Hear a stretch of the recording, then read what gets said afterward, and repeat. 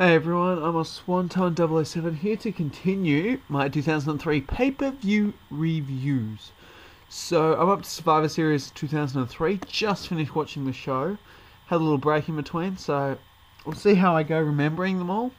But it's worst pay-per-view of the year, I think. I haven't seen Armageddon yet, but this hands down seems like the worst pay-per-view of the year. So we start off, the only two good matches on this, by the way, were the elimination matches, and the first one was okay, the weird ass booking, and the second one, which I gave 4 stars, was really too long. If they had have made it was 27, 28 minutes. If they had have made it 20 minutes, it would have been a whole lot better. Okay, so the first match was a Survivor Series elimination match with Team Angle, which consisted of Kurt Angle, John Cena, Chris Benoit, Bradshaw, and Hardcore Holly, versus Team Lesnar, which is Brock Lesnar, The Big Show, Nathan Jones, A-Train, and Matt Morgan. I'll just run through the eliminations. First off, Hardcore Holly starts off by getting DQ'd by attacking Brock Lesnar. Then who gets eliminated next? A-Train gets eliminated next with a clothesline from Hell from Bradshaw.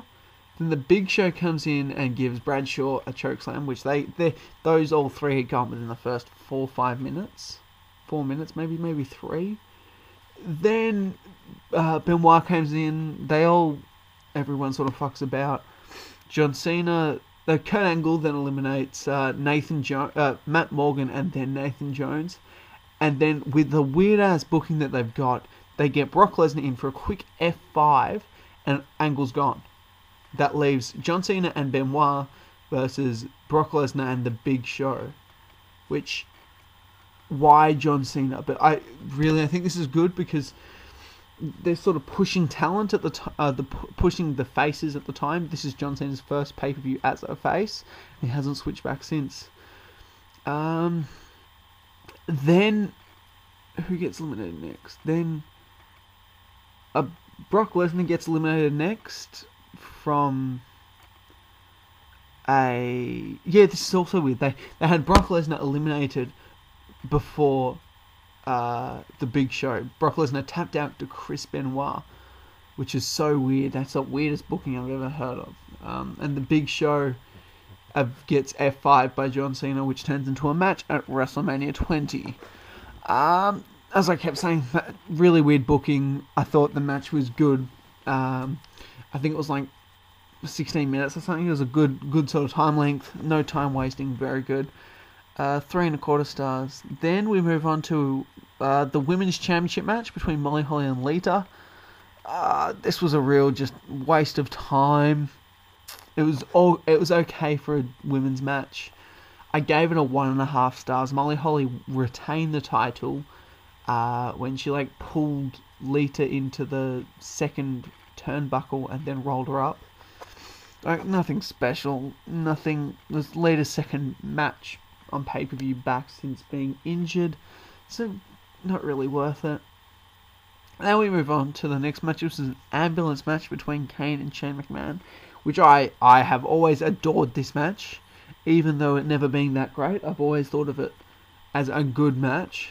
I have given it 2.5 stars. They went through the back, used Singapore canes. Shane McMahon's head went through the window of one of the ambulances. Kane ended up winning just by out of nowhere.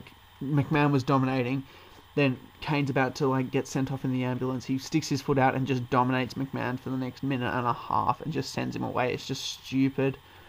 I think they really Shane was dominating him out of nowhere. Kane he doesn't get an offensive move in for the last 1.5, 2 minutes. Tombstone pile driver, puts him in the thing, sent off, bang. 2.5 stars. Moving on. World Tag Team Championship match between the Basham brothers and Los Guerreros. This was disappointing. Really, really interesting how they've got the Basham brothers as Shaniqua's gimps, which is hilarious. That's this new sort of look. I think that the Basham brothers did win They retained it by cheating somehow. And Eddie's angry with Chavo because Chavo accidentally knocked Eddie, and that's why they lost the match for some reason. Yeah, I don't know. I just can't wait to WrestleMania 20. I gave that match a 1 3/4 stars. Nothing special at all. No spots. Nothing important. Then the next match is a Survivor Series elimination match. Again, this is the match of the night. It's Team Austin, which is Shawn Michaels, the Dudley Boyz, Booker T, and RVD, versus Team Bischoff, which is Randy Orton, Chris Jericho, Christian, Scott Steiner, and Mark Henry. This was it's what I expected, but it was way too long. I felt that if they had shortened it down to 20 minutes, it could have been a 4.5 star match rather than I've given it 4 stars. I'll just run through the eliminations. First eliminated was Scott Steiner, who Booker T eliminated, I think, with a bookend. Dudley Boyz, whole heap of people came in, interrupted. Booker T got the bookend on Scott Steiner. Mark Henry just runs in, gives Booker T the World's Strongest Slam. Booker's out. Then there's some stuffing around, but the Dudleys end up giving Mark Henry 3D. Then RVD frog splashes him. 3 guys hop on top of Mark Henry, and Mark Henry's out. So I can't remember who gets rid. Then Rob Van Dam gets eliminated next by, I can't remember how. I think it was Unprettier from Christian, I think, which left Randy Orton, Chris Jericho, Christian versus this is where I thought was weird, that it was Shawn Michaels, the Dudley Boy, and the Dudley Boyz. I really think it should have been like maybe Bubba Ray and Booker T or RVD or one of them. They should have had one of the Dudley Boyz go early and kept Booker T or RVD until the final 3, then eliminated Bubba or Devon, and then kept Shawn Michaels and Booker T or RVD. But what can you do? That's how I would book it. But the Dudley Boyz get quickly eliminated by Randy Orton and Jericho. They all give them Unprettier's line. What is it? The Walls of Jericho and the RKO, which leaves Shawn Michaels in a bloody pulp, and Randy Orton, Chris Jericho, and Christian. Shawn Michaels and Christian go at it for a little bit, and out of nowhere, Shawn Michaels hits a sweet chin music. And then it was Shawn Michaels, Jericho. I can't even remember what happened here. Something happened. Jericho gets eliminated, and then it's Randy Orton and Michaels. Some stuff happens with the referee, some really just usual WWE booking. Then Batista runs in, gives Shawn Michaels the Batista bomb, and Orton wins. And Austin has a send-off afterwards, blah, blah, blah, blah, blah. You watch that on YouTube. I wasn't too fussed with it because I'd seen it before. So overall, I gave that match a 4 stars. Not really worth watching, but it was a good match. I think it was way too long for what it was. It really should be like a 3.5 just for the length of it, because it's just not worth. It's the only match of the night that I thought was given too much time. I think everything on the night, everything else, was given perfect time. As you're about to find out, because next match is the Buried Alive match between Undertaker and Vince. Pretty much Undertaker just dominated Vince. I think there was an Undertaker accidentally cut Vince when he hit him for the first time, and Vince was just worst blood job. Like the blood just pouring from his head was disgusting. There were puddles everywhere. I don't know how Vince he just looked. It just was not good. I can't remember. There was somebody like a little bit ago. Undertaker did the same sort of thing, but Vince, this is just it's not remembered. The only reason why this match would be remembered is because it puts Undertaker away and sets up a match for Kane at WrestleMania, which Vince McMahon wins when Undertaker's about to pour the dump truck of shit on top of Vince, and then the door blows up and Kane comes out, and then they pour the shit on Kane. Undertaker's gone for a couple months. He comes back at WrestleMania to face Kane, which was a shit match. Shit 20-minute match at WrestleMania, not really worth it. And yeah, I gave this match a 1.25 stars. As Undertaker didn't really do much. It's pretty much all just Vince just dominating Taker. And this setting up shit for WrestleMania, whatever. So 1.25 stars. Then we move on to the main event of the night, which was so disappointing.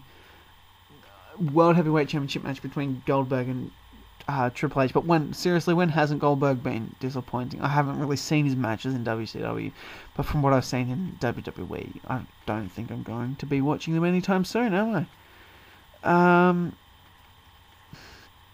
So something happened. I thought that Triple H was winning this one, and out of the blue, as you would have thought, all of Evolution comes out, attacks Goldberg. Goldberg gets the sledgehammer, knocks them all down, and ends up giving Triple H 2 spears and a jackhammer with his ankle fucked. You know, real life stuff that just stuff in WWE that just wouldn't happen in real life. Goldberg retains 1 star. The last 2 matches were both given 12 minutes. Beautiful timing. I don't think either of those were worth like 20-minute matches. It would have just bored the crowd to shit. Giving him 12 minutes allows for a shit match to seem alright, because they're not giving them that much time. It's not showing off all of it. Triple H can wrestle.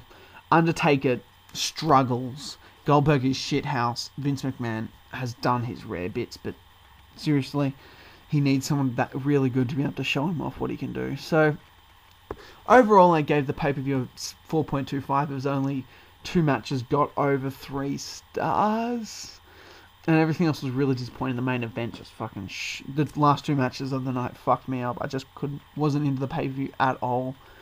The Survivor Series elimination matches I was into, but apart from that, and the ambulance match, it's like, yeah, I can't even. It's like a good 20 minutes. Have a coffee break. Watch an okay sort of 20 minutes again. Have another break. Watch a too long match, sort of boring match in the end, that goes for a half an hour, and then just skip the rest of the fucking card. Whatever, guys. That's the worst pay-per-view of 2003. I'm a Swanton, guys. Comment, like, and subscribe. Thanks.